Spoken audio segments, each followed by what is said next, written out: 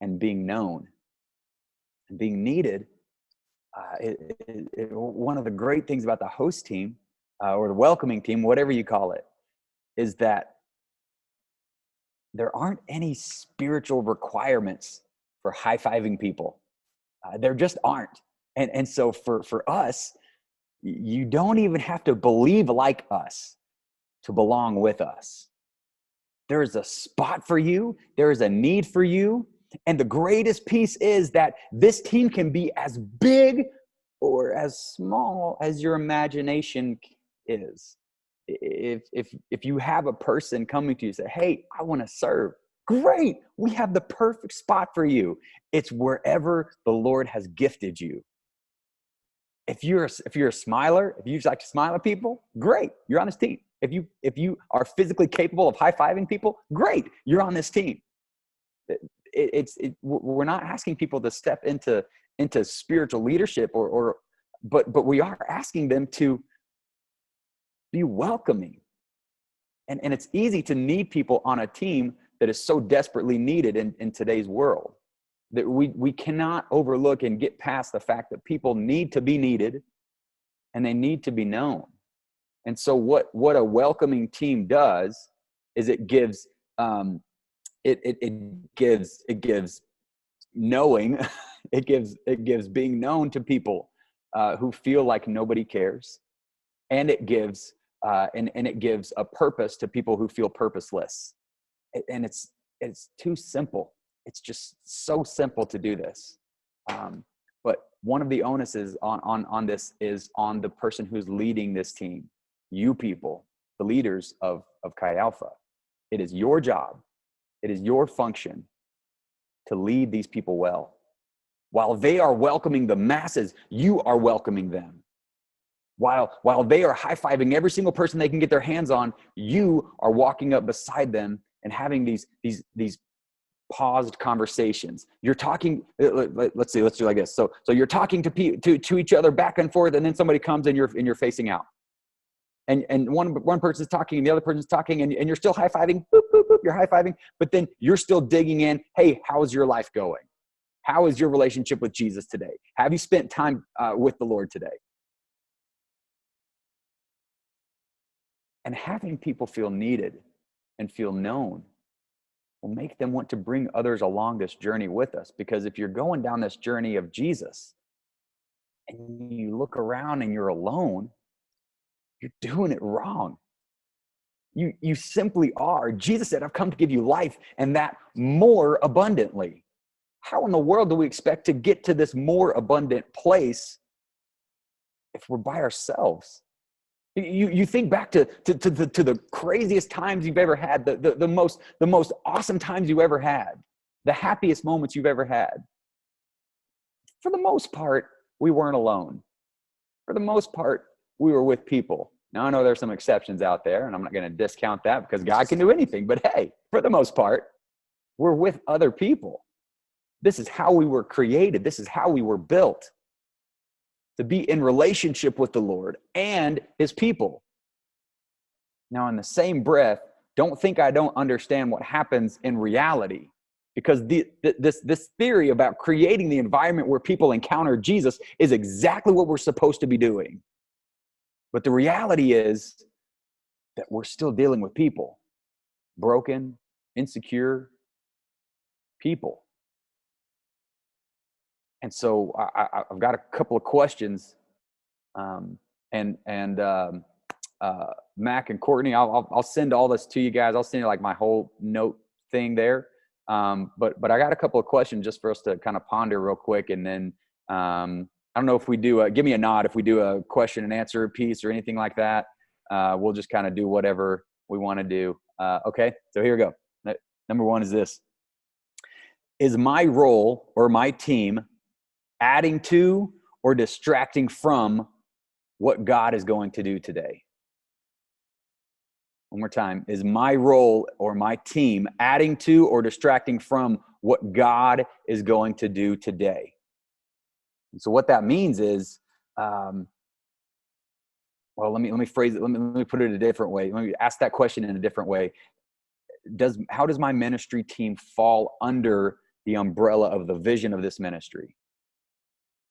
Are we all heading in the same direction, or am I trying to pull away and do something that the leadership is not going for? Now, I know how laid back Mac is, and I know he's probably cool with just about anything you want to do, all under the guidance of the Holy Spirit and his leadership that he has given Mac. And so is my role or my team adding to or distracting from what God is going to do today? Because if you're just making noise for the sake of making noise, you're probably doing it wrong. One of my favorite things that I did last year was because I am a runner, I kind of keep up with the running things that happen around here. And one of the major things that happens in Oklahoma City is the Oklahoma City Memorial Marathon. It's huge. It was the first marathon I ever ran, so I always keep up with it. I'm running it again this year. I'm excited about that. But it's always on a Sunday. And so this year there was probably 50 people in our church that were running the marathon. And it splashed all over the news. You couldn't go anywhere on Marathon Sunday without hearing about it. And so I ran to the party store and got 50 rolls of bright neon green streamers. And I bought a whole bunch of medals off of Amazon for like $20. It was great. I had like 200 medals. It was awesome. And so our host team, we would stretch out a finish line in front of the door when people are walking in. And as kids were running in, they would run through, they would break through the finish line, and the other team would put a medal around their head, because that was fun. And it added to, I had talked with Pastor, and he had worked some marathon verbiage into his message, and it brought people in moving in the same direction and brought noise for the sake of the environment that we were creating. It was just so much fun, but it wasn't noise for noise sake. So make sure that what you're doing and the ideas that you're bringing aren't just noise just to make noise. Sometimes that's okay, but make sure that it's all falling under what God is trying to accomplish today. And that's simply, you figure that out simply through a conversation with Mac and Courtney. Number 2 is this: how difficult is the onboarding process for this team? How difficult is it for a new person to go from first time new, never been here before new, to on the team, high-fiving people, welcoming people? If the process is too difficult, you won't get many new people, because it's annoying to sit through a 14-week training program on here's how to high-five and smile. I mean, who cares? Let's go. But how difficult is this process to be on the awe-inspiring Ole Miss Chi Alpha welcome team? It should be pretty simple. Like, oh, you're interested? Why don't you come right now, stand next to me, you high-five people with me today. Next week, you're going to high-five people by yourself. Because why not? Kind of under number 2 here, let me ask you this question. What would be a few standard assumptions, standard operating procedures that a new person would not know? We have to know our culture well enough to be able to express those things that are just understood, so the new people can come on board. If there's some verbiage, if there's some for verbiage is a big one here at North Church. For example, we don't call them church services; they are experiences. And I get in trouble all the time because I'm just old school enough that I say we're going to church. It's like, no, we're going to have an experience, and it's just different. Okay. So, but there are things, and even in your culture, that you just take for granted because this is our culture, and you don't even have to talk about them, which is great. But new people, you'll have to tell. So think through that process. Okay. And then the last question would simply be this: how is my team being discipled? How is my team being discipled?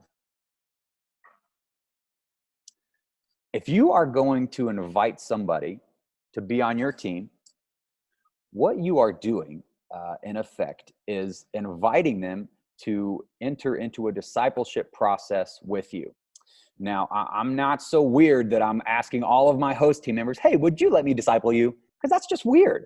I'm not going to do that. But what I am going to do is, in my mind, I know that God has called me to be a disciple maker. And so I'm going to ask them regularly, where are you reading? what is God speaking to you? And well, my first one is, how are you doing? Which is a deep question if you let it be. And then, where are you reading? And what is God speaking to you? I'm going to ask my teammates, my team members, that all the time. And so, how are you discipling your team? And part of that is the answer to this question: what non-you idea have you implemented within the past 60 days? We like to think our ideas are best, but better ideas come from people who aren't in charge, simply because it shows ownership. You're giving away ownership. You're passing everything to the next person. You're creating a culture of creators versus, this is my team and we're going to do it my way. No. We all belong to the Lord anyway. He has given us this in an open hand. And so we in turn are going to open our hand back up. Okay, dude, you come, you got ideas, let's bring it. So what you do when you implement other people's ideas, whether they succeed or fail, you create a culture of creating. And that's what you want. We want people to feel needed. We want people to feel known. And what happens when people are needed and known, they are dying to help create the environment where other people can encounter the presence of God. This is how we welcome people. This is how we get people to belong with us. And that's about it, guys. Needed, noted, welcoming, belonging. Here we go. What's up? Did I hit my time limit?